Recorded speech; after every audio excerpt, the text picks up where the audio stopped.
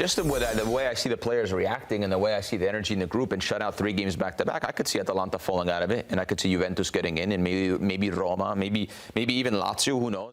Here is the table.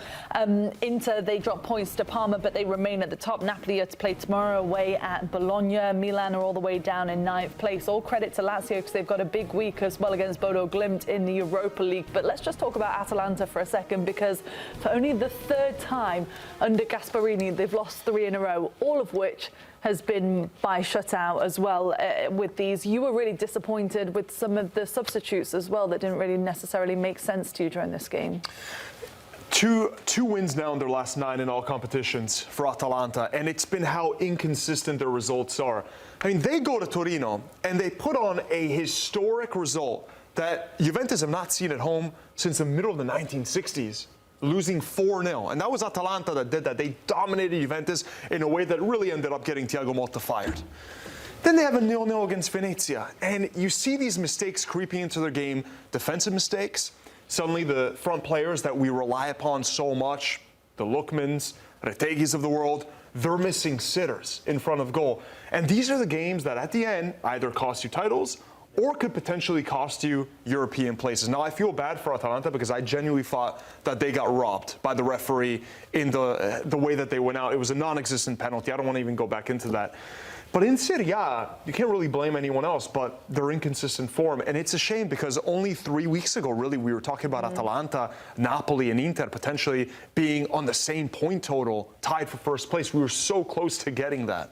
How disappointing for Lookman and Retegui, though. Grella, you pointed out how frustrated they looked when they came off. They were upset, right? They didn't want to come off because at first we're like, oh, maybe it's a fitness issue or whatever. They came off in the last game against, Fiorentina. They came off in the 54th minute. These are the reactions here from Lookman. He was throwing stuff.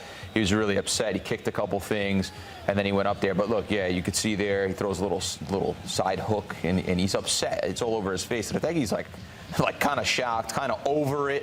I think, which is kind of the takeaway I get from Atalanta over the last 3 games where they've been shut out to Inter, Fiorentina, and Lazio now, that they just look like they lost a bit between their teeth. And since the Brugge exit, but not only just the exit, but the comments about Lookman, about the penalty, I know it was a silly time. They say that they made up over it.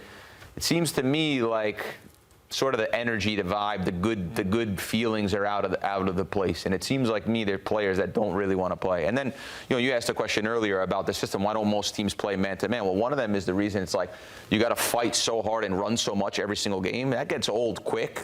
Take it from me. It is difficult to train that way and play games that way. And they're playing a lot more games than I did in higher intensity matchups. And the other thing is when you play man-to-man, how they lose the guy on the goal.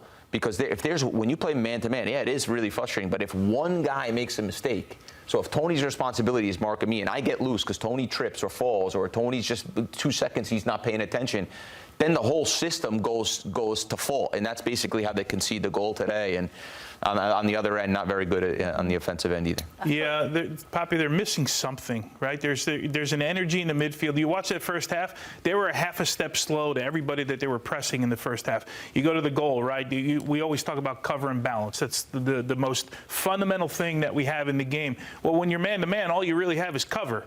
Right? You don't have any balance behind you, so you have to make your play. And when something like this, I mean, it's 2 guys knocking into each other, right, for the goal and going down. And yeah, there's something missing. But in a game where you need a goal, the 3 guys that you put in to start the game, your 3 attacking players, you took them all off.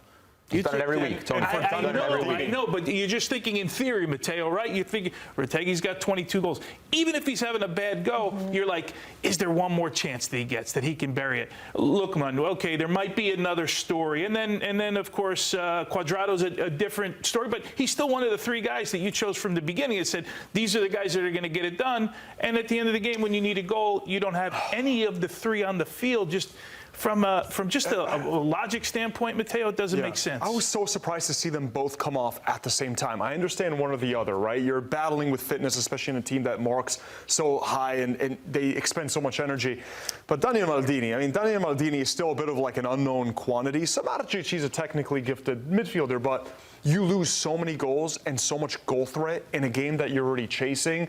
It was a bit perplexing. I think this is the one where you at least say one of those guys, one of Retegui and Lookman, have to stay on because they're by far and away the two biggest goal threats that Atalanta have. And also give credit to Lazio, though, for what they did. They had only in 20% of the games that kept a clean sheet. They virtually don't do it that often, especially away from home, going against Atalanta.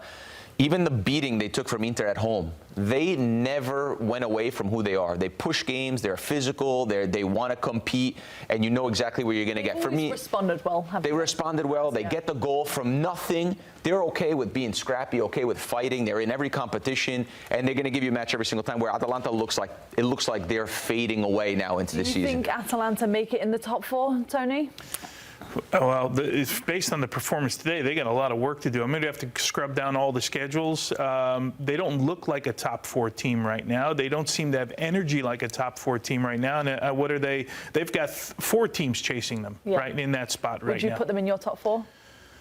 Well, you think obviously the 2 at the top. So you've got Bologna, Juventus, I still Lazio, think Roma. Bologna is the one that's going to drop out of the top 4 based on their schedule alone. I think Juventus eventually gets in, and then the 4th spot is up for grabs. I'll give you a not so bold take. Roma. Roma's going to finish top 4. I would love to see it. Claudio That would be Ranieri. great. So you're saying no to Atalanta, or you're saying yes to Atalanta and Roma?